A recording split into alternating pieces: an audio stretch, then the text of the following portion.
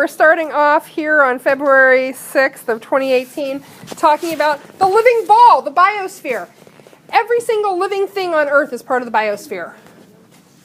When we talk about the atmosphere, you know what we mean, right? What is the atmosphere?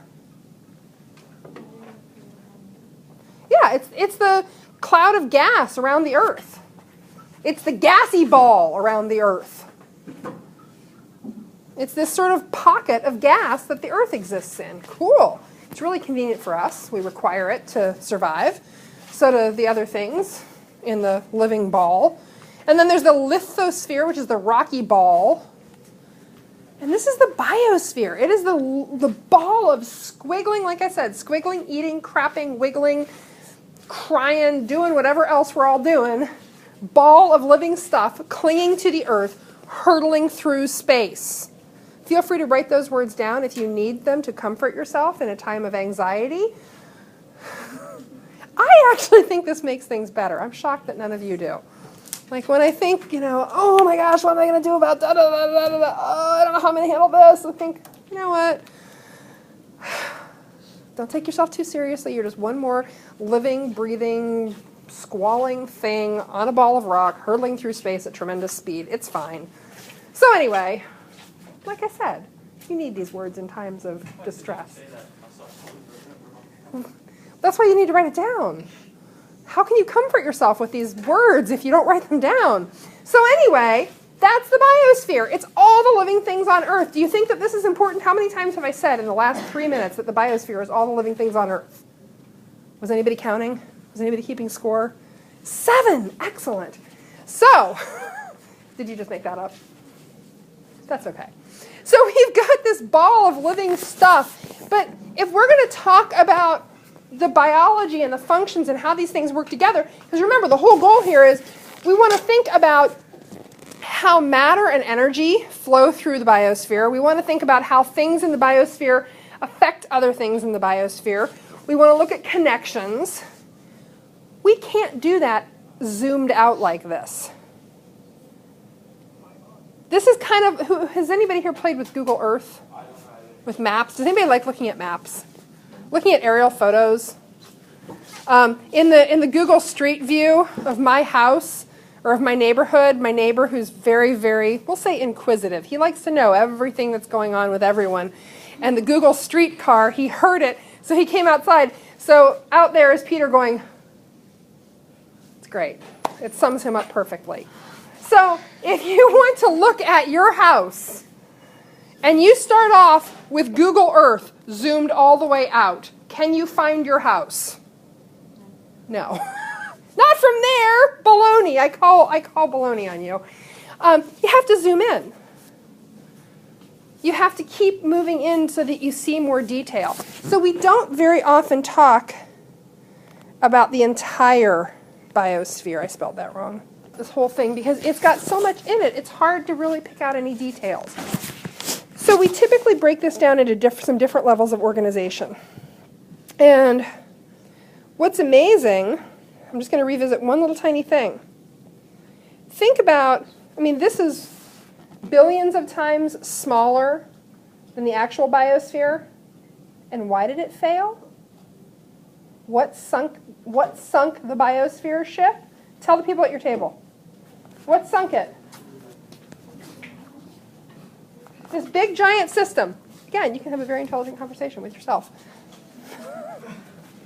What sunk it? The tiniest little thing.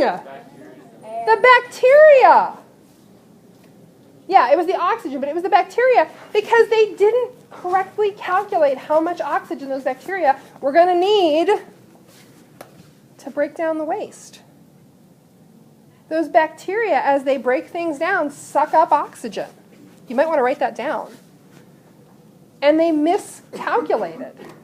They didn't plan for that. So you can write it down right on the slide if you're doing Docere. You can make little notes to yourself. Bacteria, sunk ship. Whatever. But you should write down other things than just the words. Okay, so we've got this big giant biosphere, but again, like I said, it's not all that useful usually to talk about it, but I like my biosphere so much, and I'm going to copy it because I'm going to use it again.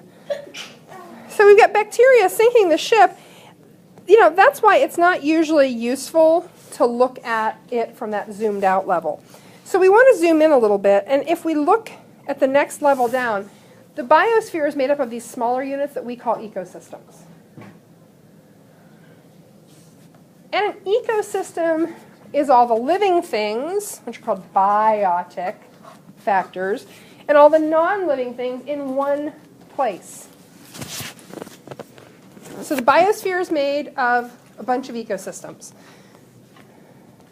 So there are lots of ecosystems on Earth, and ecosystems can be different sizes.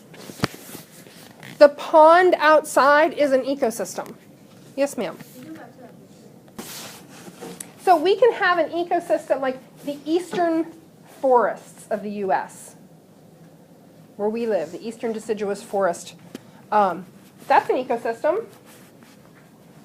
The pond outside is an ecosystem. You can talk about the ecosystem of a particular meadow. You can talk about the ecosystem of a watershed, all the land area that water will drain down to a stream in. So ecosystems can be different sizes. Let's talk about the one out the window, the pond. How many of you have spent any time looking at the pond? Okay. As you're riding in on the bus, or as you're staring out of a downstairs classroom, maybe. Ecosystems have two different parts. There are living things and there are non-living things. So write down. So if we're talking about the pond, give me one example of a living thing that we might find in the pond. Tell somebody sitting at your table.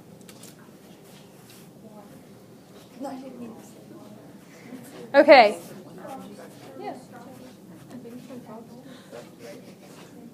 I'm just spying on you all.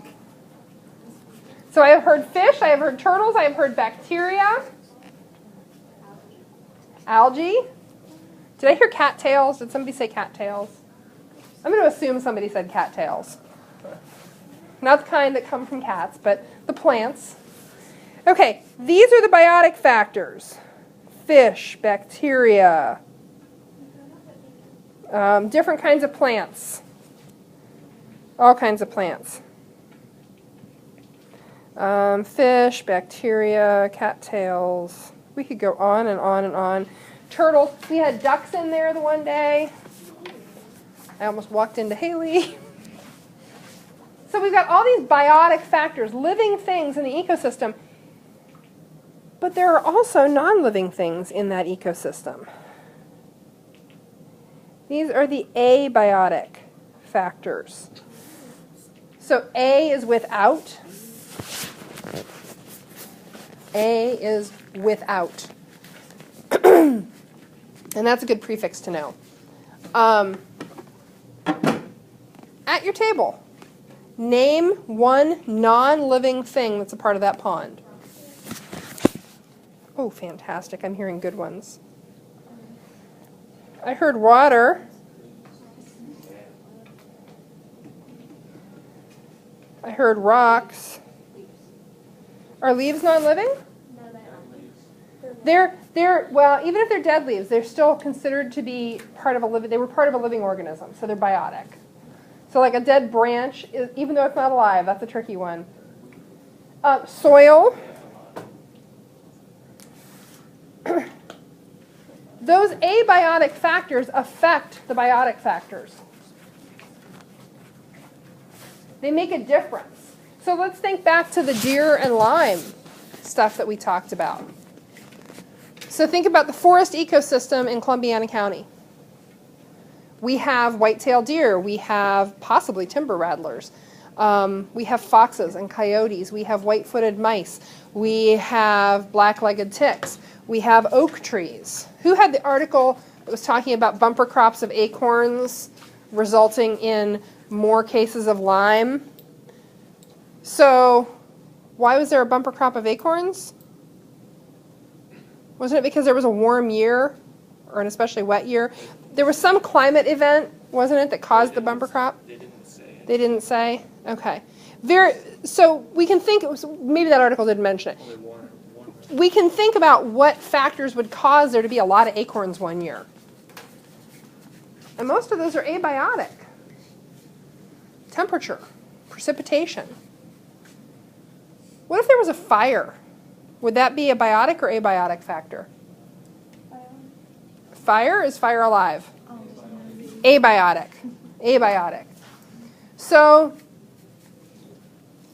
fire could damage oak trees. It would affect one living thing. Would those oak trees then affect other living things? Yeah. So all these living and non-living things in an ecosystem interact. And they affect one another. So we've got our biosphere, we've got our ecosystem. And within that ecosystem, and I'm going to try to draw a few other things. I'm going to draw, this is a really terrible fox. You're only going to know it's a fox because it's orange. It has a bushy tail. It's smaller than the rabbit that I drew next to it. But that's okay. The fox is not afraid. We hope. I'm going to redraw my little rabbit to look at things from an ecosystem level, because that's still a lot of stuff going on. So we very often look at the next level down, and the next level down is the community level.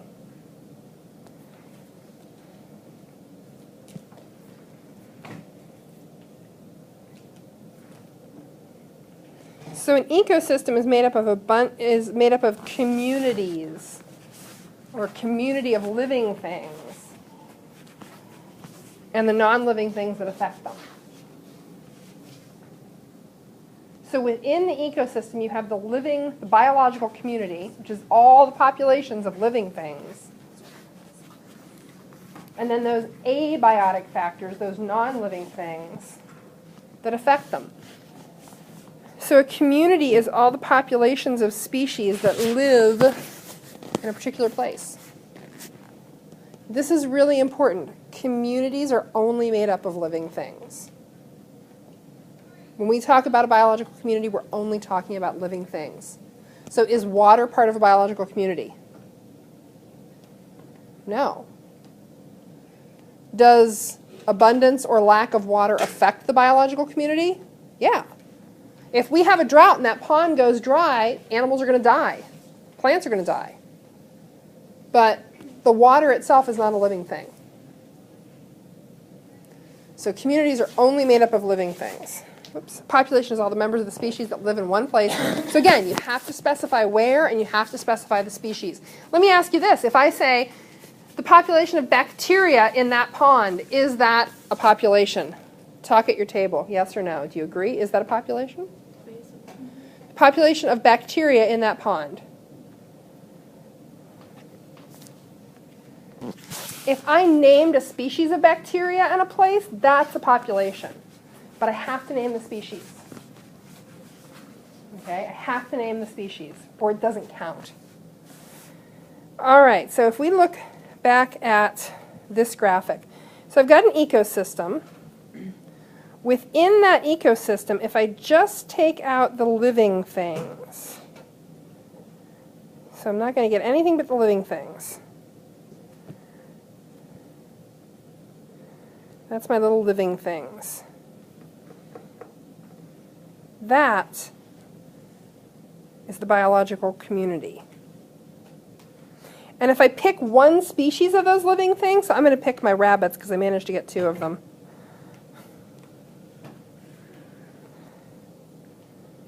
Oops, I'm going to get rid of that. If I pick one species, that's a population.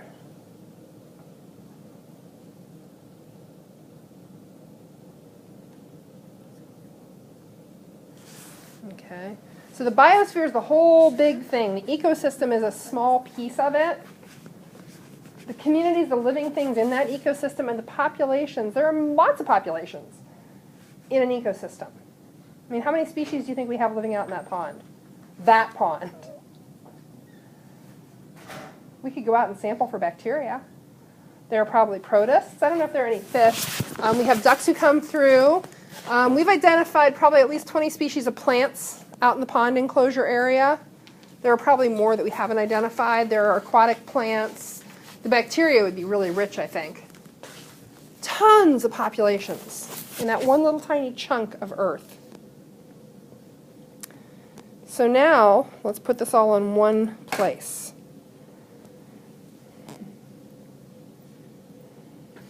We got the biosphere, which is every living thing on Earth.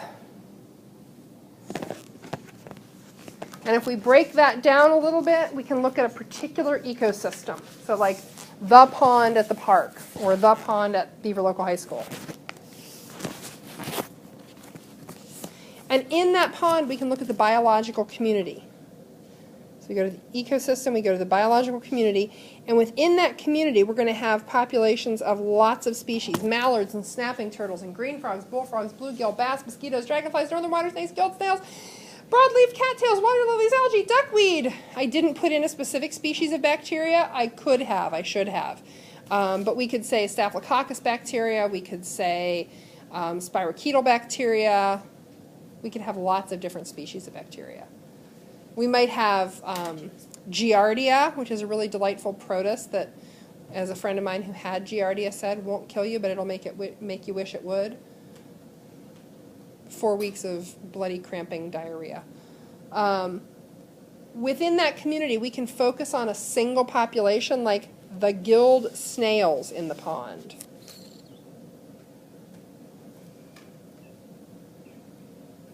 And that's specific because it references a species and a place.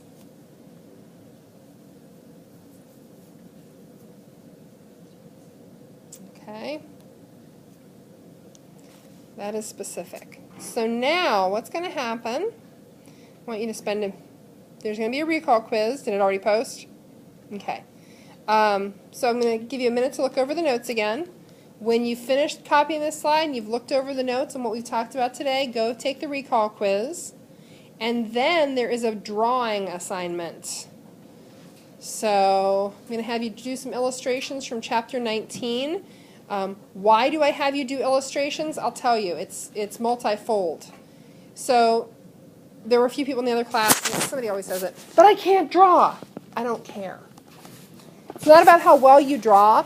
The act of you looking at the picture and attempting to recreate it changes the circuitry in your brain, and that helps embed an image that you can pull up for reference later, even if you don't have a particularly strong visual memory. So if you're a visual learner, it's fantastic.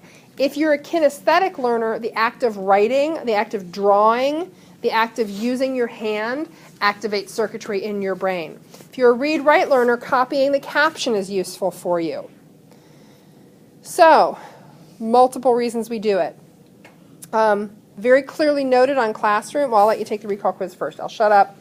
Finish up your notes, look them over, take the recall quiz, and then we'll talk about the assignment.